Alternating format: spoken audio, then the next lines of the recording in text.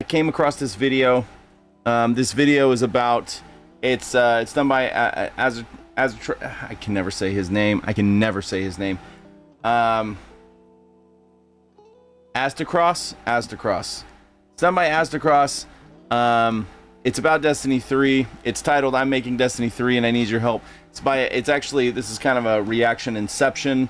I'm watching this video because I want to see the direction of Destiny, or where the fans want the Destiny to go. I am a Destiny fanboy. I've always been a Destiny fan. I loved Destiny 1. I loved Destiny 2.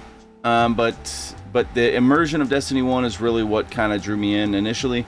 So yeah. But I mean, even with Destiny 2, me and Cody were playing Destiny 2. Me, Shelby were playing Destiny 2. Me and Shelby were playing Destiny 2 6 years ago, in our first apartment.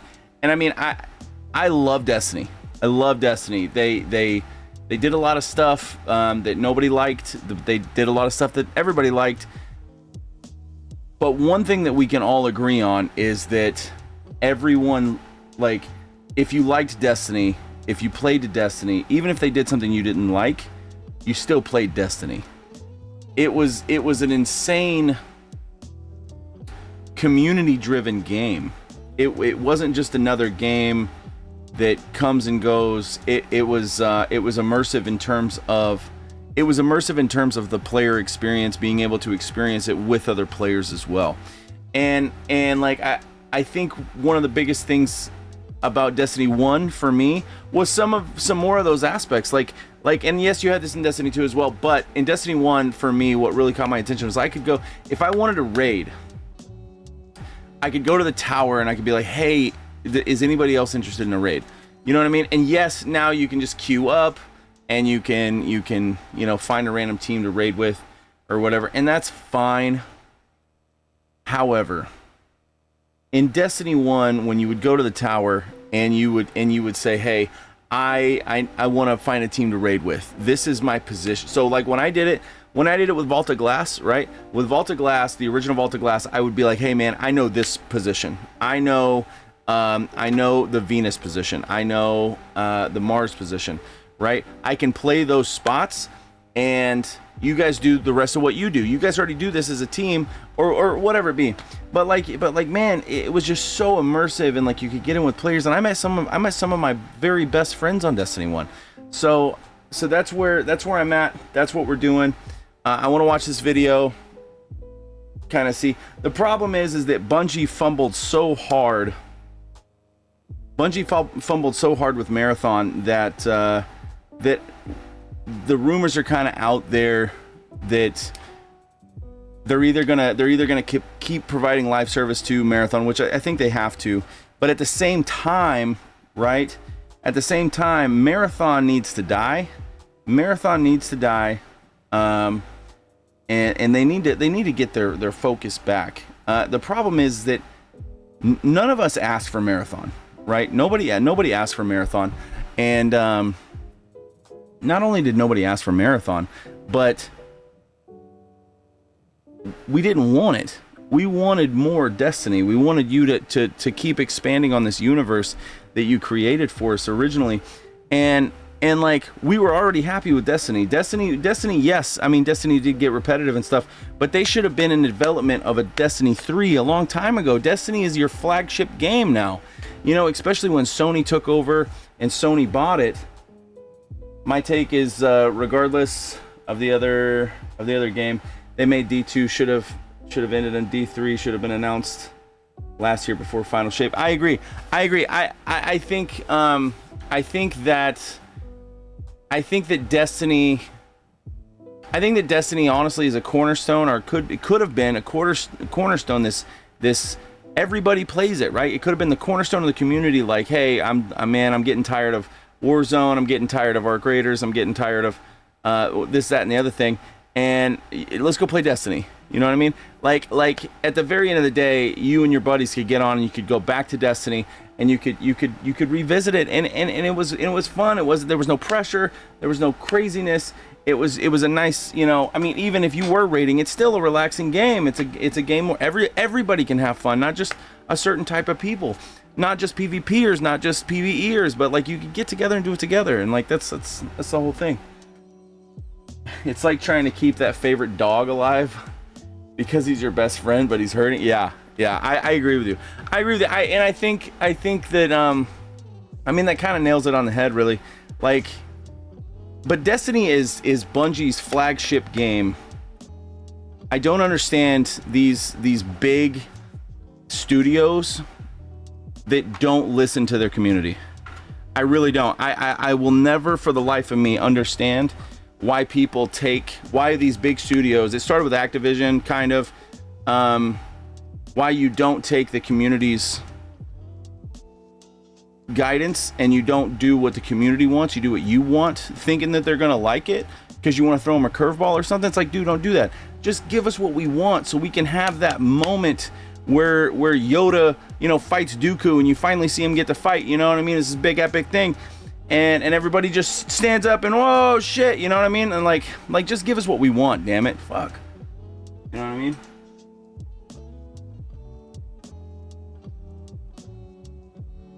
Mourn? What does that mean?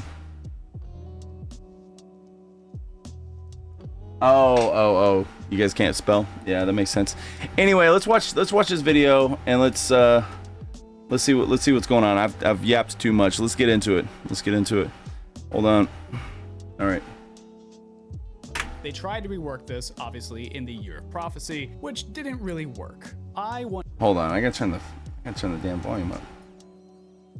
To do a mix of the old and the new and combine them in a way that gives us a lot more incentive to chase after armor, but also gives us a sense of progression that doesn't feel entirely tedious like the tier system. First things first, we don't need tiers of armor. All we need is the rarity system. We need to add more depth to the rarity system. So let's work down the line here. Gray armor, just armor. You have armor, cool. When you start getting green drops, that's gonna be more like your blues in Destiny 2. You can slot some mods into it, doesn't have super high stats. Not all the functionality is there, but it works for now. Then we get to blue armor, and here I wanna stop for a second, and I really want to drive in the fact that you are going to be progressing through this rarity system. This is that sense of progression, and it's gonna feel a little weird to run blues in some endgame activities, but blues are basically going to be your lower stat purples from Destiny 2. Yeah, okay, so I agree with this, but I also think that like going into in-game missions, it should feel like I have to take blues because I don't have purples. But when I do this in-game mission, I will get purples. You know what I'm saying? Instead of just like purples coming out of random shit all the time. You know what I mean? This is so important, guys. Bungie went in there. They essentially gave everything a new paint job. All Bungie really did with Edge of Fates and the launch of the tier system was they removed all of the previous, like the same hierarchy of loot and just gave us all variations of legendary gear. That's why I really, when we went back and you guys are played wild. Destiny 1, you felt something whenever you got your first blue. You felt something, especially when you got your first purple. It was meaningful. That's true. Like, you did. I'm making progress. Granted, you had an entire narrative and story that you were able to continue doing that would eventually give you these items. And it took many hours, but it's way different than D2 system, which is, hey, can you breathe? Perfect. Here's an exotic. You see where I'm coming from? Whereas D1, it's like you're gonna have to put in 15 hours to get an exotic, and you may or may not even get it. 100% in the mod. 100%, dude. I can't express the importance of that enough. Like in Destiny 1, man. In Destiny 1, you could spend 20 hours. You could spend 20 fucking hours grinding for whatever and never see an exotic. And especially there damn sure wasn't any like exotic missions, which I understand exotic missions, like those are cool. I still think those need to be in the game, but they need to be the very late game thing. You know what I mean? Or like you stumbled across this thing, but you're not strong enough to do it yet. Stuff like that. But exotics should feel that way. And you did in Destiny 1, you did feel something when you got a blue. When you got a blue, you're like, oh shit, okay, cool. I don't have to wear all green anymore. I finally completed my all blue set, and you still looked really basic, but you still felt more powerful than you did when you first, you know, during your white and green phase. So like I agree with this. I think blue should still feel really good. You still got, you know, you got the 4 mod spots, all that kind of stuff. I like this. That you normally would want to slot in. You can have decent stats, and they're gonna make up a decent amount of your build for a while. And then we get to purple armor, which is not gonna drop as often as it does in D2. Even when you're leveled and you have a couple purples, that doesn't mean all your drops are going to be purple from now on. And while the drop rate on these obviously no exotics, health exotic, I agree. Harder activities like really difficult public events in open world areas and raids and dungeons. I know it's kind of a meme to say public event as a difficult activity. We're gonna rework them. We'll talk about that in the next video. But your purple drops are going to be more rare drops and things you're going to want to chase after specifically for builds. So let's break this down. First off, we have to talk about set bonuses. Set bonuses, while they will be on blue armor, those set bonuses are going to be a lot less of a big effect, and they're going to have a base pool that come from certain destinations, fighting certain factions, etc. The set bonuses you're going to see on purple armor are going to have an effect on your gameplay loop, how you play a certain build, and they will be tied to certain raids, certain dungeons, certain activities, and certain high-level areas. But I think working set bonuses into specific base pools that come from specific areas rather than having them slot in and out all the time eliminates some of the FOMO around it, while also creating more of a drive to say, hey, I want to go play in this area and fight these guys because I can get this set bonus on a piece of armor here. And that adds another level of wanting a certain kind of legendary armor. The next thing we have to talk. I remember that too. I remember used to you would collect armor from certain areas, like in Destiny 1, and you would have set bonuses for certain, like you'd fight Cabal, you would get more drops on this or that, or more ammo even. And I really enjoyed that mechanic of it. I really did. They need to bring.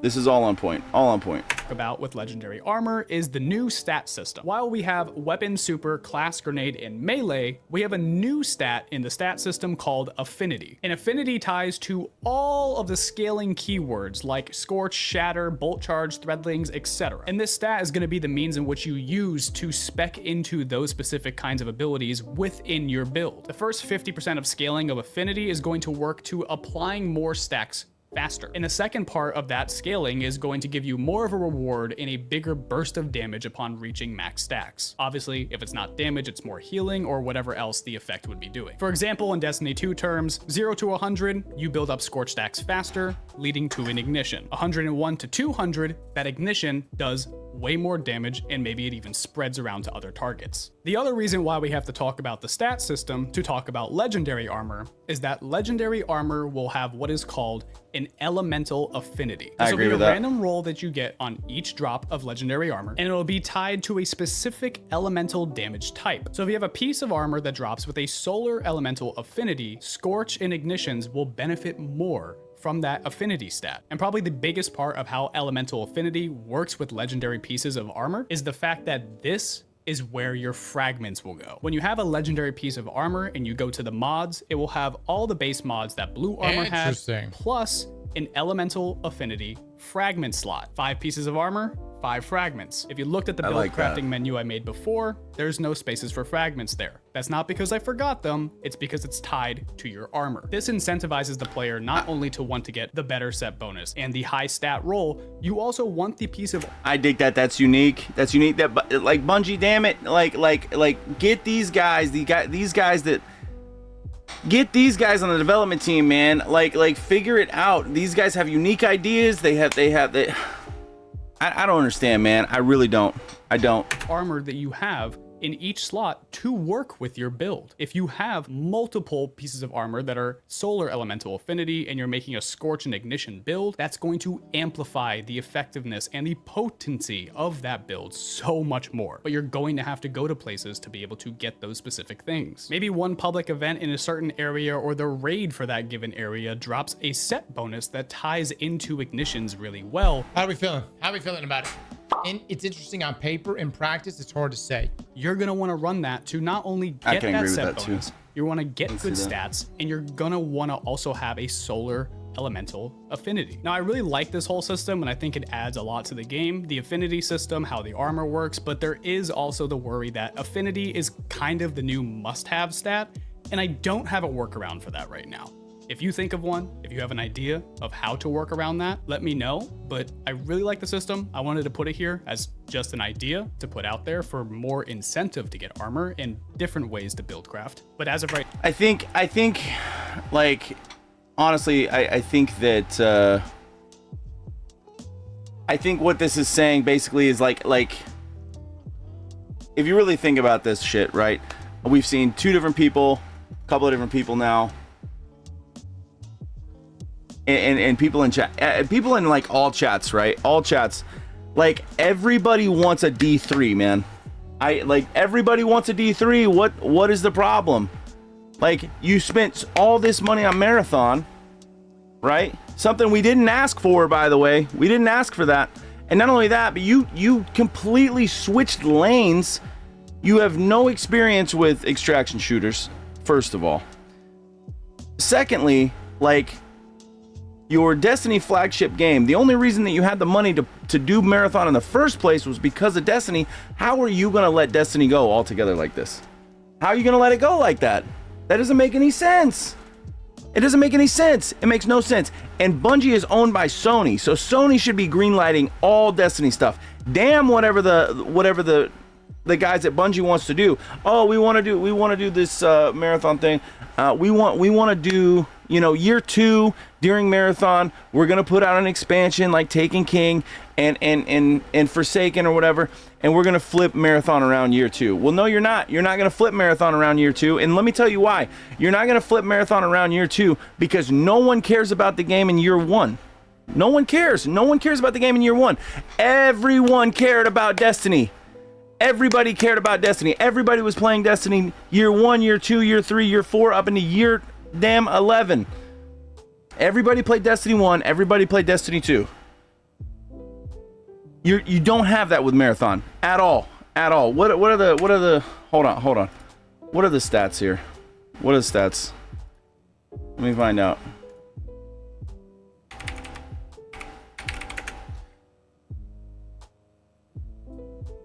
We're gonna look here. Hold on. So Destiny 2's got 10,000. Hold on.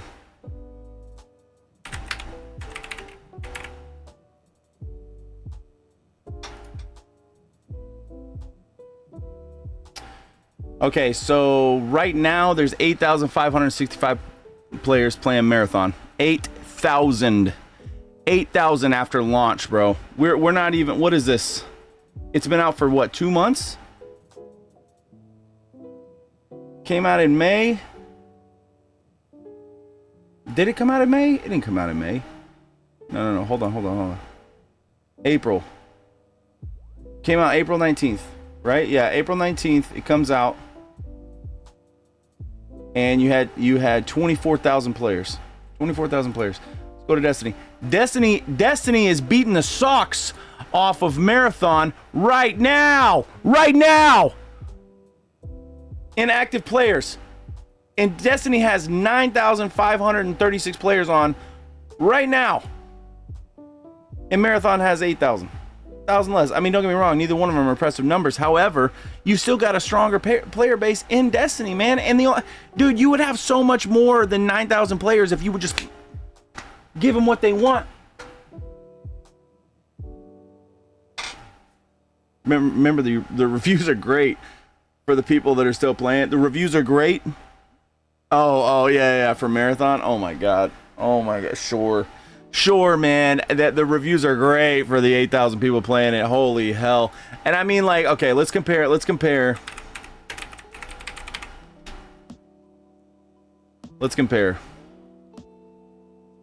Dude. Now, we're just comparing extraction shooters only, okay? Extraction shooters only. Arc Raiders has 62,000 players on it right now. Marathon has 8,000. There's no way. They completely stepped out of their lane, bro. They completely stepped out of their lane. Like it doesn't even, it makes no sense Sony, get a leash on Bungie, okay? Get a leash on them, and go back to what we need. Go back to what we want. Go back to what the players want.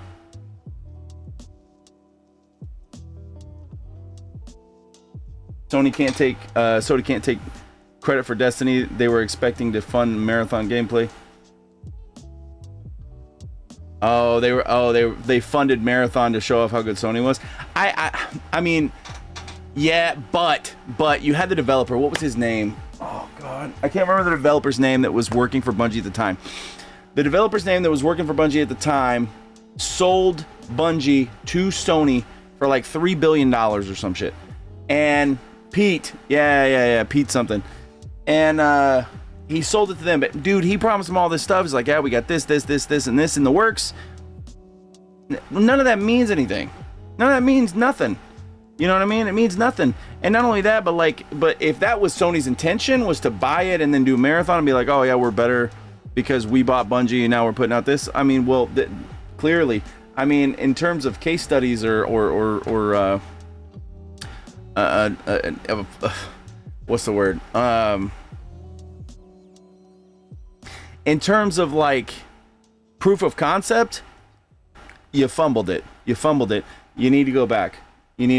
Go back to Destiny. Go back to Destiny. Right now, I do know that is an issue. But yeah, that's how armor works. That's how the rarity system works. And know that you will be working through it. Your build will not have all legendary. Was that his name, Pete Parsons? A week of playing this game. And if it does, they're all going to be mismatched. You're going to want to keep going back and get that specific set bonus, that specific armor affinity. So that's how armor works, from common until legendary. However, I do want to touch on exotic armor really quick. Like we said before, exotic armor will be an extremely rare drop, which is the reason and that it should be. Pete Parsons, there was another one, right? There was two. There was Pete Parsons and somebody else, but Pete Parsons is the one that sold sold Bungie to Sony. Is that right? But touching on this, I do agree with this. I think that exotics should feel exotic, and them not dropping is what makes them feel exotic. Dude, I remember in Destiny 1 when you finally had to grind, bro. You had to grind to get the Gallahorn. You had to grind to get the Vex Mythoclast, you know what I mean? And when some people had it, bro. Some people would play the Vault of Glass and get it game 1. Some people would play it and not get it until their 100th game. And that's what made it feel exotic. You know what I mean? Yeah, it sucks that you don't have a gun that your buddy's got. I get that, right? But this isn't like, video games are not supposed to be about participation trophies. Just grind the damn game. Grind the game. So much of build crafting into aspects and the other pieces of armor that you can get. Now, we know exotics are truly rare, but what do they actually do that's different? And the thing is, they don't really work that differently to how they work in D2 now, except because of this new system, they will just be extremely rare, extremely unique aspects that you could slide into your build, giving you an extra aspect and an extremely unique functionality that no one else will have. And I think that's important to say, that exotics should be something that when you see someone have that exotic that you want in game, you go, holy shit, that guy has the fucking thing. That's the thing I fucking want. We just talked about lost that a bit in the game, and I think it's super important to have that, not to gatekeep the functionality and having this thing, more so just to have something to really want to chase, to go out and get. Hope that you get that one drop from the raid or the 100%. dungeon or whatever it is. So that's really all I have to say about exotic armor, is that it'll be extremely rare. They'll be extremely fun to use. It's just that they are unique aspects that slot into the build via a piece of armor. Now, before moving on to weapons, I did want to touch on a part of the document that says mythic or black rarity, and this does pertain to weapons as well. This is mainly here just as an idea if we wanted something that was greater than an exotic. The only idea that I had for this right now is that mythics would basically take over the crafting system. It would be something that is on the same level of functionality as an exotic, more customizable, and exactly what you want to get out of this thing. And it would be something that you would target focus for a very long time. It would be okay. Part of this I agree and don't agree with. I don't think that there should be anything above exotic. Period. I do, however, I think that if you structured it correctly and had a gun that you could customize yourself, and then once you put these certain attachments or abilities on it, it becomes exotic. But once it becomes exotic, you can't change it. I don't like, if you want to make another one in a different way or whatever, fine, but it would take you a ton of resources, a ton of things to do to make it that exotic weapon, because you still want it to feel exotic. You know what I mean? You still want it to feel like, oh man, this gun is insane. You know what I mean? Like, it's got to feel that way or it falls apart. A lot of work to get, costing multiple exotic drops of certain resources or things that you get for certain activities. I know I say resources and people are gonna throw their arms in the air and say, I don't want to fucking run around the Cosmodrome hitting interact on spin metal leaves for hours. That sucks. That sucks. Don't give me that shit. Don't give me that shit. No, sir. No, sir. Listen to me. You're not gonna sit there and say, oh my god, the people that sit there and say, oh, go, I don't want to go sit around the Cosmodrome and spin around spin metal leaves for 4 hours.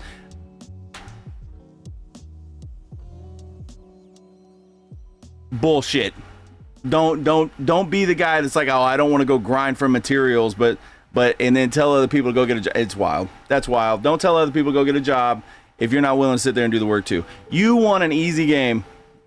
Don't make it like that. Don't make it like that. What I would have you do. And we're going to talk about that more in gameplay and progression when I make that episode of this series, but just know that's not what I would do. But let's move on from there and let's talk about weapons. Obviously, the first point in weapons says, fuck the tier system. And yes, we already went over this. Chat made me keep that there. It will probably be removed in the official version of this document. I am sorry. And like we said with armor, we are actually going to be working through the different rarity as your sense of progression for weapons as well. You have your common drop. I'm assuming that you meant to say they are not supposed to be easy to get.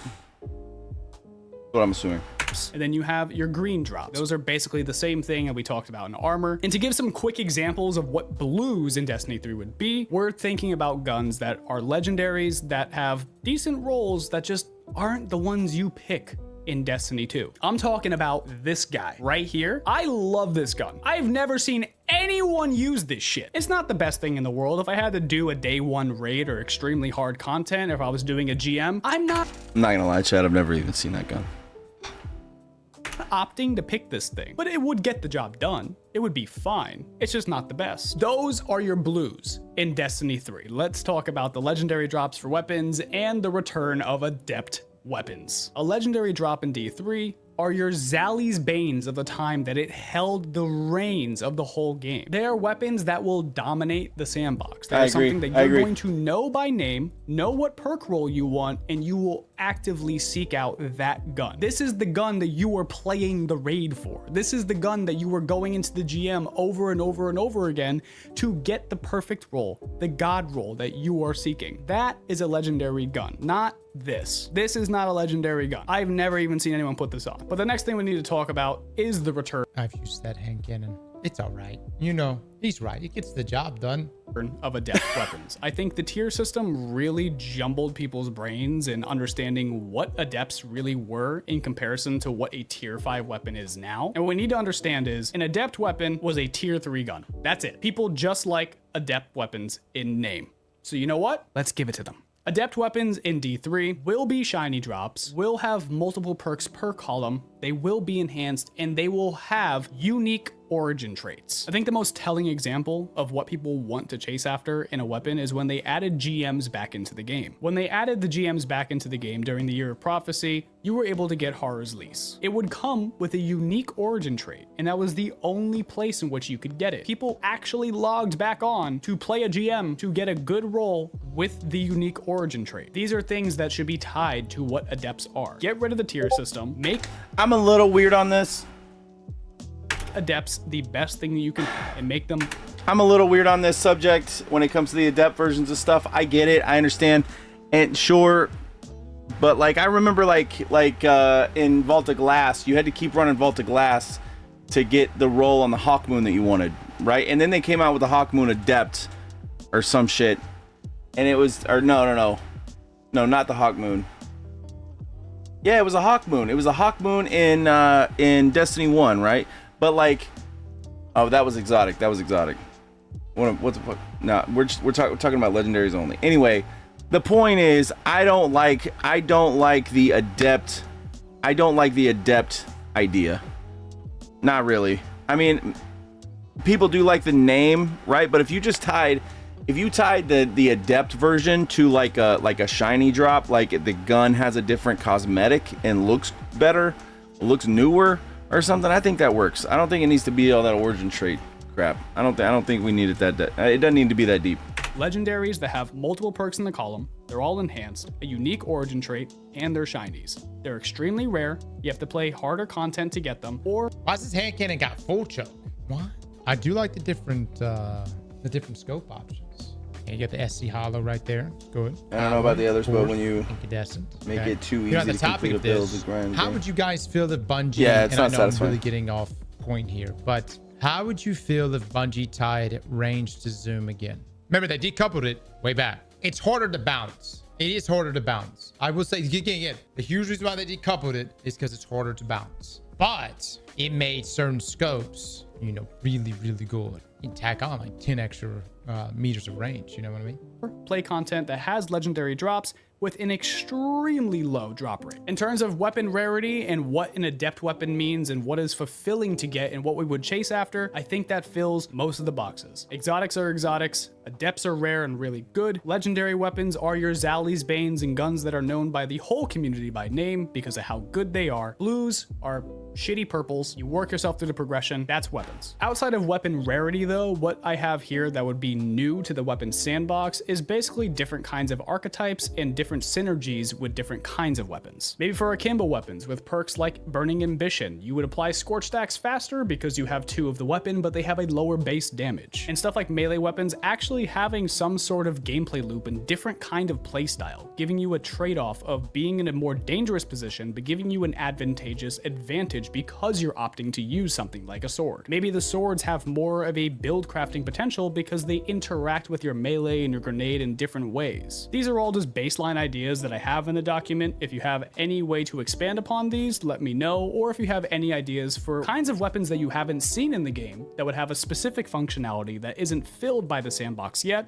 let me know. So this is such a weird thing because if a D3 came out tomorrow, if a dedicated Destiny 2 player was to pick up a D3 and it not match the power fantasy that they experience in Destiny 2, they're going to complain, right? At the same time though, as someone who plays Destiny 2 and has recently gone back to play Destiny 1, sometimes simpler is better. At least for me. Sometimes just having consolidation just feels better. Just having everything just being way more understandable. Obviously, like you want things to scale at the end game, right? But I found myself really just enjoying picking up weapons in Destiny 1 here recently, even if it was a blue weapon. One, because primaries were actually good weapons. And at least with the section talking about abilities, I'm concerned with the aspects and the fragment system that we are going to veer off even more into ability spam than what we already are. And I would say like where we are now in Destiny 2 is already gone way past where we should have gone. I think there needs to be always a good split between gunplay and abilities. And that definitely comes down to like cooldowns. So okay, so manage your cables. What the hell? What the hell you mean manage my cables? What the fuck are you talking about?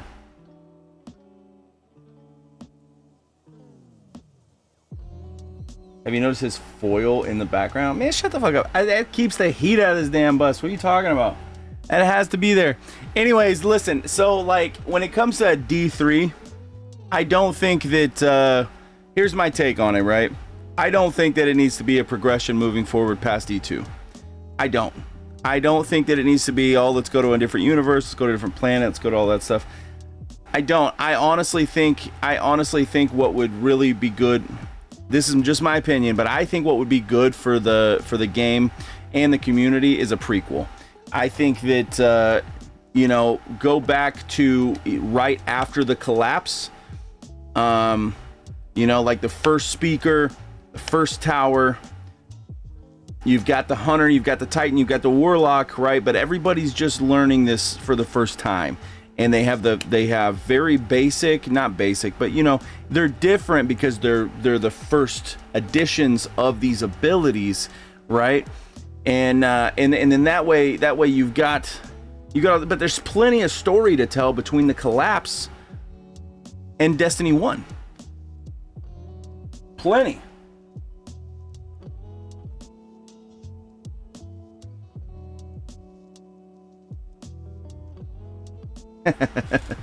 Oh, what up? What up, Matt Sniffer? I don't know who built this bus. I don't know, some grease monkey.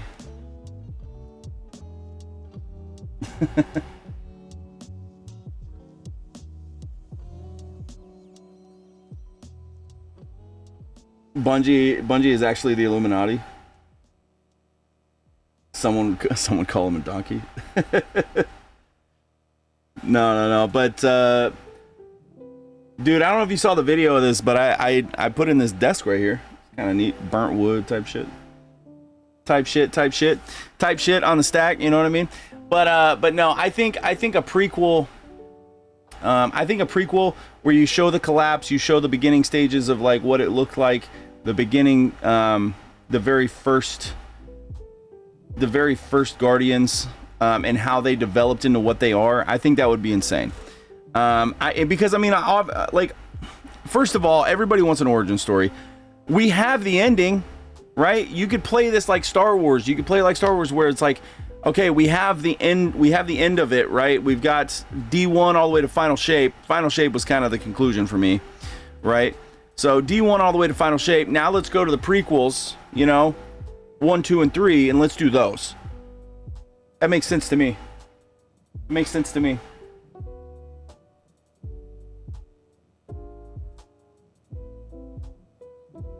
They need to do the Golden Age storyline. Right. Like if it was Star Wars, like you go to the High Republic type, you know what I mean? Like that kind of shit. It should have concluded at Final Shape, and at Final Shape they should have announced D3. And it should, in my opinion, it should have been a prequel. 100%. 100%.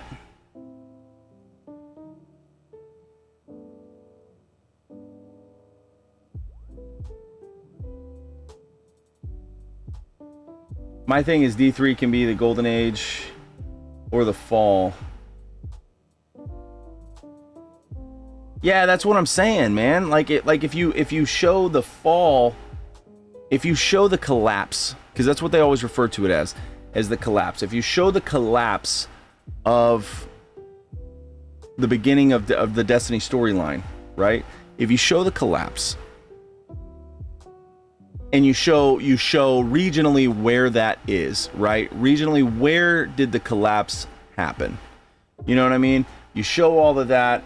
You talk about the governments that are no longer, like all of that, man. That would intrigue the shit out of people. Oh my god, I forgot how loud those fucking alerts were. Yo, Persley, thanks for the subscription, man. I appreciate it. Okay, so anyways, I don't know. That's kind of my rant about D3, man. I saw this video and I was like, fuck it, I'm just gonna go live. I wanna do a video on it anyway, and then we'll see. D3 the collapse, yeah. D3 gold or D4. Okay, D3 the collapse. D4 Golden Age. Yes. You got so many stories you could tell between the collapse and D1. You know what I mean? They literally have thousands of years of lore that they haven't even touched yet. I know, dude. And like, if you think about the first Destiny, right? I remember seeing the Stranger for the first time, where you got that pulse rifle from the Stranger, and I remember getting that pulse rifle, and seeing the Stranger on the moon for the first time, and you're just like, damn, like, what's that origin story? You know what I mean? And we never really got that. We never really got the answers that we were looking for. We never really got answers on a lot of things, man. Like, we just kind of fell away from what Destiny was early on, kind of. But Destiny players were still loyal, you know? Like, we were loyal.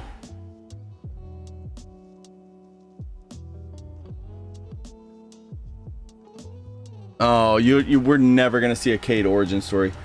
Dude, Bungie can't afford. They can't afford a fucking janitor in in their studio right now. There is no way that they can afford Nathan Fillion to come back as Cade. No way. Not gonna happen. But I mean, I would love to see an origin story of Cade, but man, dude, You know who else I'd like to see to come back? I would like to see Peter Dinklage come back as Ghost. He was the original Ghost. I don't know if you know that or not.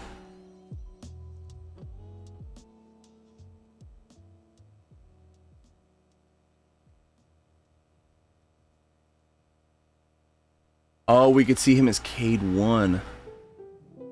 Interesting. You know, that's kind of an interesting take because if he's Cade 1, potentially he's got a different voice, right? You just get somebody that sounds similar. Right. You want the Mara Sov story? The Mara Sov story, I kind of do too. That was let's see. Mara Sov. So the first time I remember seeing her was during Taken King, right? That was during Taken King. Whenever she gets in her ships with all her warriors and stuff, they're trying to go take on Taken King.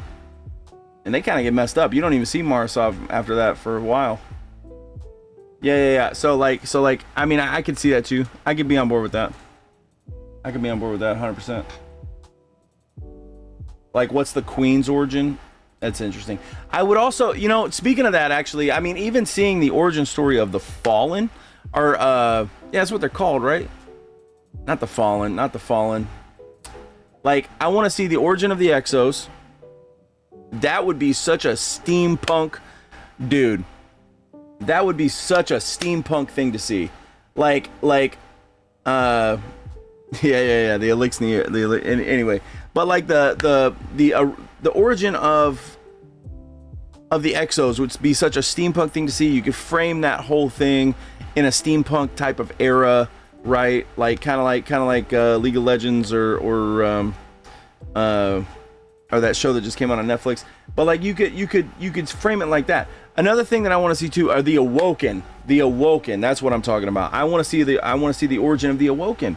Like these different types of things, right? And not only that, but like after the collapse, yes, we have the Guardians and shit, but like I want to see the reactions of the people, like the news broadcasts. Oh, there's aliens all of a sudden. There's big cabal, that these running rhinoceros things running around and shit. Like what does that shit look like? What does that look like? Oh, Clovis Bray.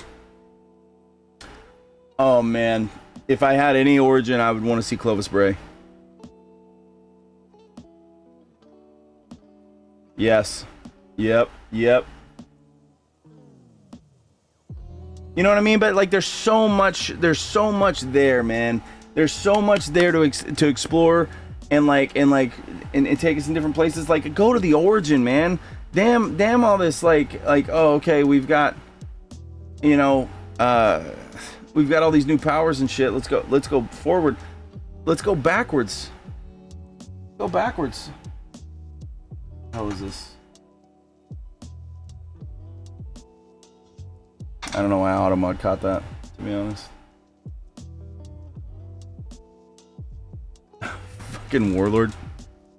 See, and I think too, like if you do it like an MMO, I think it would be cool if you could make it possible to do stuff like that, like Warlord stuff. You know what I mean? Like where you could be different things or whatever. I don't know. But regardless, though, I think what's missing in this gaming community, I think a D3 or just the next evolution of Destiny is missing, and I think that Sony and Bungie need to get on that. I think they need to let Marathon die. Marathon was a cool experiment, I guess, but you fumbled it, and you fumbled it hard. You need to let it go. Let it go, man, because it ain't, dude. Like we just shown on here. You literally have more players on Destiny 2 right now than you do on Marathon. So what does that tell you? What like that should signal to Sony we need to put money into Destiny. You know what I mean? Because like, why are you putting money into year 2 marathon when you don't know? But you know damn well that the community for a good expansion, or either an expansion or a new game, is gonna come back for Destiny. They will come back for Destiny. The Destiny community is like the Star Wars community. It's always gonna be there. It's always gonna be there.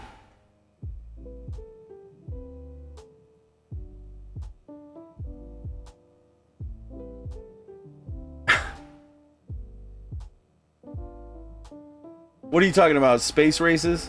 I would do space races. Damn a car. But you want to do the Kessel Run in 12 parsecs? Yes, sir. I'll be part of that race. I'll be a part of that race all day.